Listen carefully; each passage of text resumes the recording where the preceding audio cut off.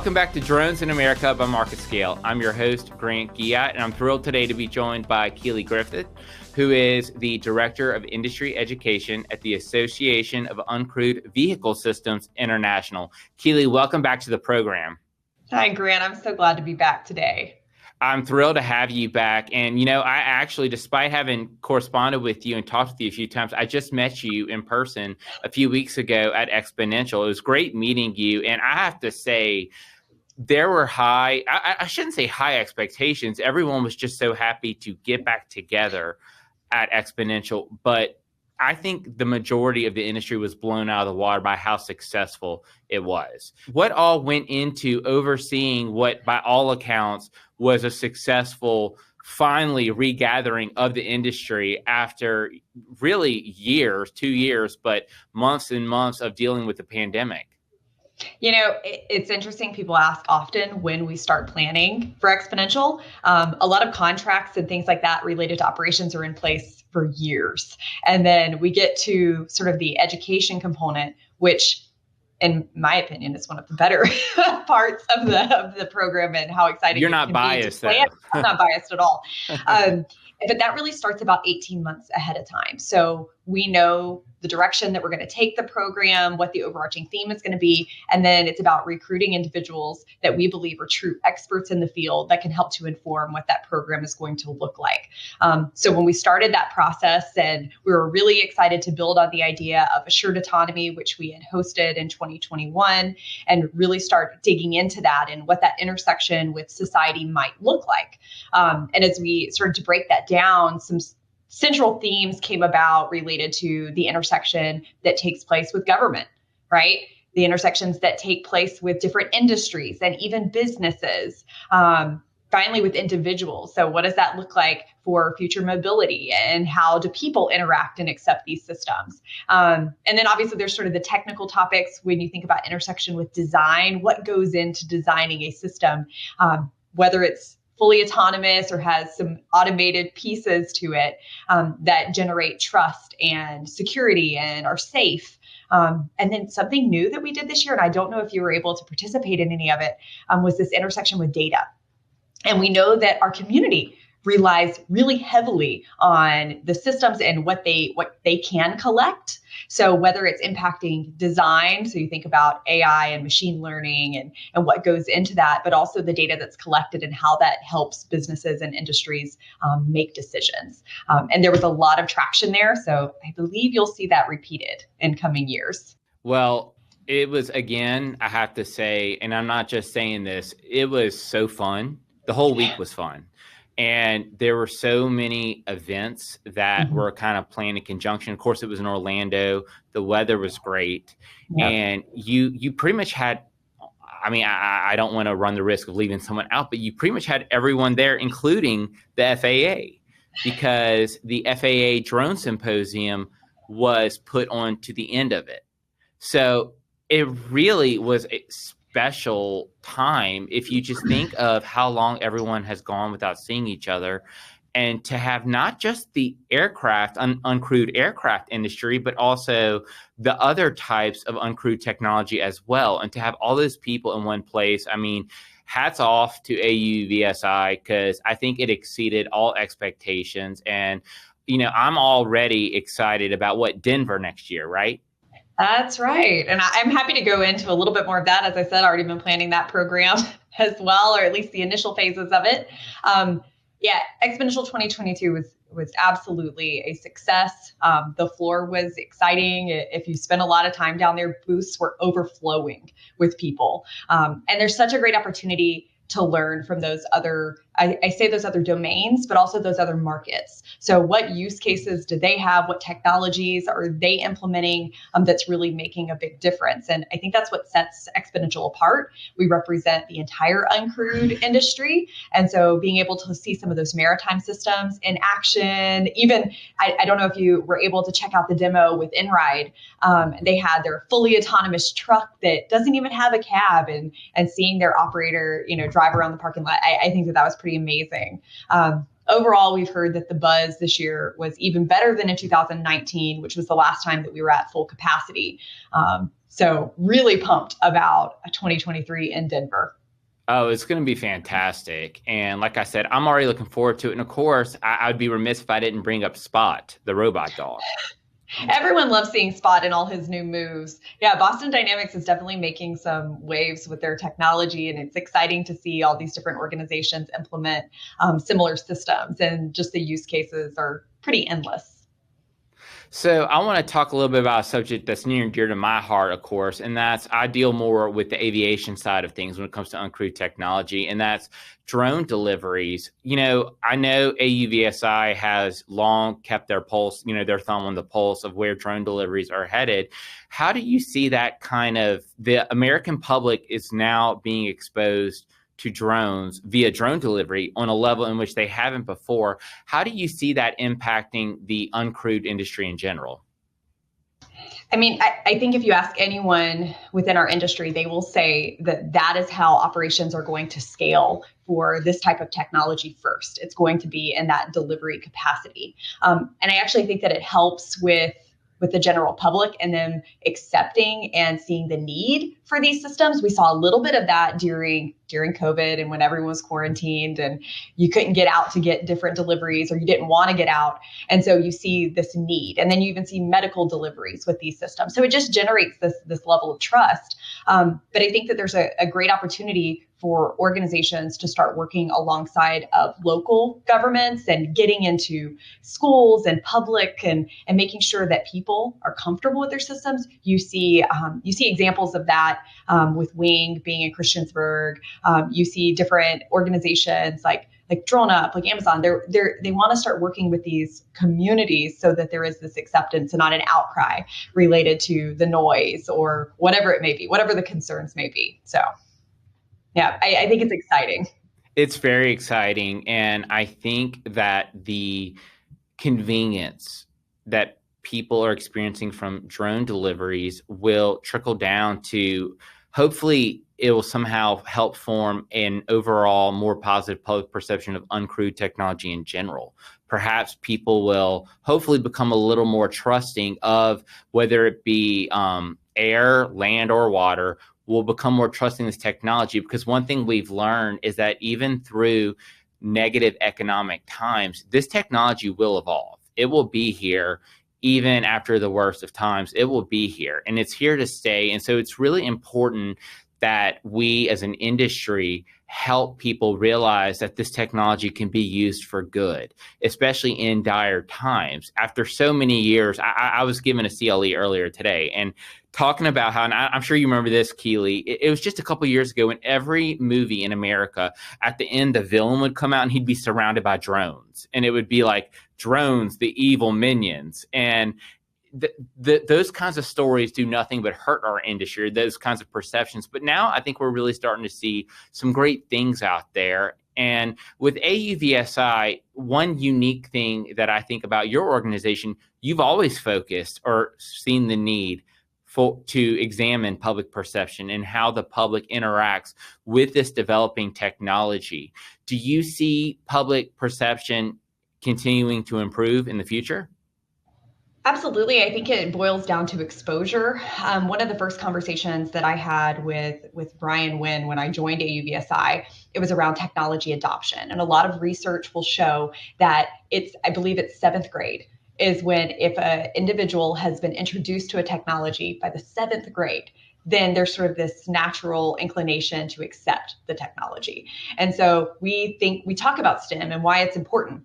That is why it's important. It's the overall acceptance, because those individuals are going to raise up and those are going to be the future consumers of this technology. And so if they are exposed to it early on, that evolution will just continue. So absolutely, I think that it's ever evolving. I do think that organizations have to take an active step to make sure that they're not only the system is designed in such a way that generates sort of acceptance and trust, but also that we are conducting safe operations, because one setback, it can cause, or one mistake can set back the entire industry. So there's heavy pressure here for our industry to be responsible in the way that we're conducting operations and the systems that we're building, because that could truly have a long-term impact both for the good and the bad. As a sidestep, thinking about how people interact with these systems. I don't know are you familiar with Mira Marquez from Skydio? With Skydio? Yeah. Am I familiar with Skydio? Not familiar with Skydio, with Mira. She's a designer for them. No, I actually, yes, I'm familiar with her. I unfortunately have not met her yet. She's incredible. She talks a lot about why she designs or why they design the systems in the way that they design them, how they have individuals like interact with the systems, and you can see if they trust the system fully, what might bother someone, and that goes everything down to color, noise, like the lights that are on the systems. So it's exciting to see companies really looking at design from that perspective as well. I agree. And you touched on something important, education, how becoming familiarized with the technology by 7th grade can really set you up for an advantage. I think what's so important about uncrewed technologies, it is important for us to show all people of, regardless of gender, race, color, background, this is an industry for everyone. And I think that raising educational awareness, making sure that we are educating our youth about these technologies is critical to showing them there will be opportunities for everyone in this industry. Technology knows no gender, it knows no race, and it's so important that we empower everyone to embrace this industry. So I'm really hopeful that having a greater focus on the need for education in industries will lead to a more diverse workforce and ultimately more opportunities for everyone. Absolutely. And the technology is inclusive in itself. So you think about like the opportunities that these technologies create for individuals with different physical and cognitive abilities. There's an example of this. His name is Rob Corbett, and if you ever have an opportunity to meet him, you should. He's a pilot in our industry. He's also a quadriplegic, and he had made some adaptations to the system to allow him to continue flight. He was a drone pilot before an accident, and then was able to continue that love of flight after by just doing some work with some occupational therapists to adapt the systems. And that's exciting because that also lends itself to an entirely new workforce, right? And we talk about being inclusive. Our technologies are inclusive. So it's exciting. Well, it's an industry for everyone. And Absolutely. That's a fantastic, amazing story. And I think, what's interesting about that scenario is and this is the lawyer geek in me talking about this. I'm thinking we need to have technology that enables not just disabled people, but all people to make the most of what we can do under the current regulatory environment. Because obviously, one thing that that was focused on at Exponential somewhat, but then at the symposium, the drone symposium after that, was line of sight and how line of sight really affects the scalability of our industry. Well, first, let me back up a little bit. It was very convenient to have the FAA symposium right after AUVSI. The FAA was already there. Jay Merkel himself was there, members of the BVLOS ARC. It was great getting to visit with them. What was the thought process behind that, behind having the symposium on the tail end of AUVSI, Exponential? I mean, that was a decision by the FAA to add on to the Exponential event, which was taking place in Orlando. We had the space already. A lot of the community is there. So again, when you think about travel budgets, it's a great opportunity if you could say, I get to hit both events in one trip. So I think that there was a convenience aspect as well as just knowing that the community was there and being able, and I say this often, being able to see the technology and not just talk about it makes a big difference for attendees. So you think about some of the panels that were taking place at the FAA Drone Symposium and the operations they were talking about. You could go down to the exhibit hall and see those same technologies in action, or talk to the organizations who are leading a lot of those operations and sort of the advancement in the space. So definitely some benefits there. Right. I completely agree. And, one of the things that we're seeing trade shows talk more about is the BVLOS issue, as I mentioned. And, one of the things when we're talking about uncrewed technology, you are by definition taking the pilot, a person physically out of the vehicle, and it will be uncrewed. It will be without a person there actually there to safeguard the operation, whether it be air, land, or water. So when we are talking about beyond line of sight operations, that really does tie into the scalability of drone operations in particular, but I would think any kind of uncrewed technology. But it also relates very heavily to public perception. Right now, I think what I'm sensing, or not sensing, what is there from the regulation standpoint is once we start letting these things go beyond the visual line of sight of the person who's holding the remote control, then that raises a whole new level of trust that we will need from the public. Do you think, in the near term, we'll be able to see the public embracing uncrewed technologies that can serve a beyond line of sight status? We already see it, of course, with ground vehicles, but do you think we could see that with aviation as well? Absolutely. I don't see why not. Again, I think it takes a concerted effort for us to work with public safety officers, with the media, within industry itself to start communicating in, I say, a cohesive way about these systems. And again, increasing exposure is an important step there. I was going to repeat something that you said. It requires a greater level of trust to see these operations taking place beyond line of sight. That can be really worrisome to the general public. But it's a lot of times, I think, because they don't understand. They don't understand the system. They don't understand the policies or the regulations that are equipping or that these systems are functioning within. And if we do a better job of communicating to the public what those sort of guardrails are that the operations are being conducted within, if we explain the technology at a level that they understand, I think that that's when you're going to see adoption and greater trust being built. It's all founded on that education piece. It's what you don't know that scares you. Exactly. And we as an industry have been working really hard, as I know AUVSI certainly has, to gain that public trust of this uncrewed technology. Well, one thing I want to make sure that I want to discuss before we go is, again, I probably sound like a broken record, but how great the exponential event was and everything associated with it, all the fun events, the layout, the booths. It was truly a welcome back to the land of the living, one would say, kind of event. And it was fantastic to see people in person, to get to hug them, shake their hands, actually talk face to face and trade knowledge. And this must have taken an immense amount of work. And, I worked on I was fortunate to have a couple of panels at the event, both with the Law Tech Connect and with the AUVSI Exponential Panel program itself. Everyone from AUVSI has been so professional and it seems so hardworking on getting this together. What all went into pulling off an event of this magnitude when expectations probably were a little bit higher because no one had seen each other for so long? They are.